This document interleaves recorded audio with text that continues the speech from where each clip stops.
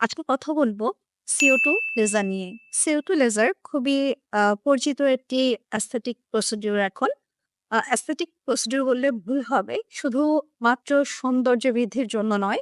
CO2 laser আমরা আরো কিছু ক্লিনিক্যাল কন্ডিশন থাকে যেগুলোতে ব্যবহার করে থাকি।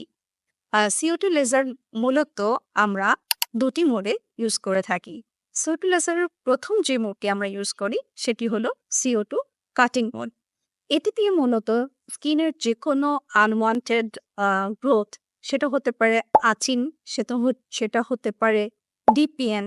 আমরা বলে থাকি স্কিনে তিলের মতো কালো কিছু আ আ দানা উঠে যেগুলি তিল নয়, এটি হাতে বাঁধে তিলের চেয়ে একটু উঁচু ধরনের হয়, ফেসে, গলায় হতে পারে।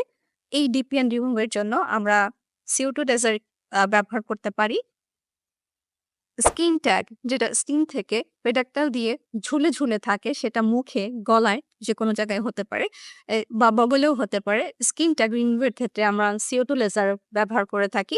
এছাড়া স্কিনের যেকোনো গ্রোথ সেটা হতে পারে সেবরিক কেরাটোসিস, অ্যাক্টিনিক কেরাটোসিস বা যেকোনো গ্রোথ রিমুভ করতে আমরা CO2 লেজার ব্যবহার করে থাকি।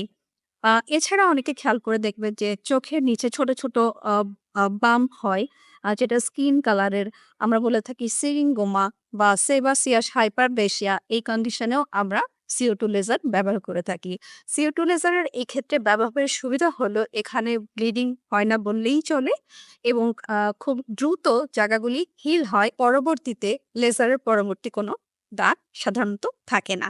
তাই এক্ষেত্রে CO2 সবার কাছে খুবই গ্রহণযোগ্য একটি প্রসিডিউর বলা চলে। আর ২ নম্বর যেটা সেটা হচ্ছে CO2 ফ্র্যাকশনাল মোড বা অ্যাবলেটিভ মোড বলি। এটা খুবই জনপ্রিয়।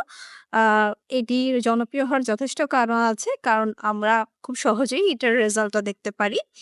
CO2 ফ্র্যাকশনাল যে মোড সেটা কাজ করে মূলত দেখা যায় যে এটি স্কিনের আ ভেতরে লেজার এটা অ্যাবজর্ব হয় এবং এটা ডার্মিসে গিয়ে কোলাজেন সিনথেসিসকে স্টিমুলেট করে এবং স্কিন ড্যামেজ স্কিনকে এটা রিপেয়ার অ্যান্ড রিমডেলিং করতে খুবই সাহায্য করে। সোজা কথায় বললে একটা ইয়াঙ্গার স্কিন দেখা যায় রিসারফেসিং এর ফলে।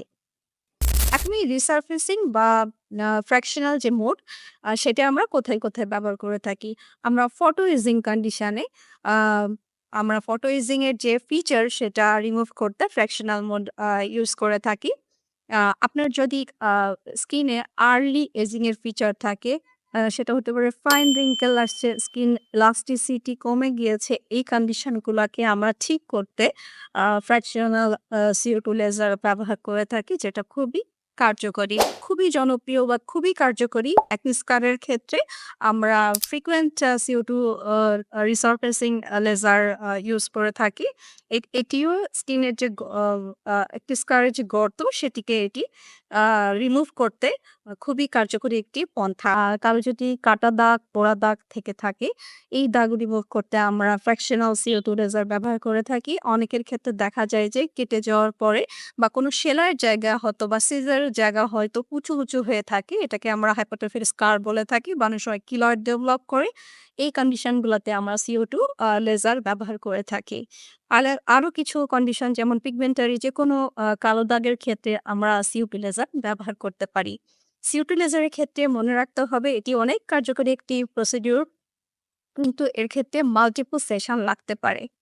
আপনার মাল্টিপল সেশনের মাধ্যমেই সবচেয়ে যে ডিজায়ার্ড আউটকাম, বেস্ট আউটকামটা আমরা পেতে পারি।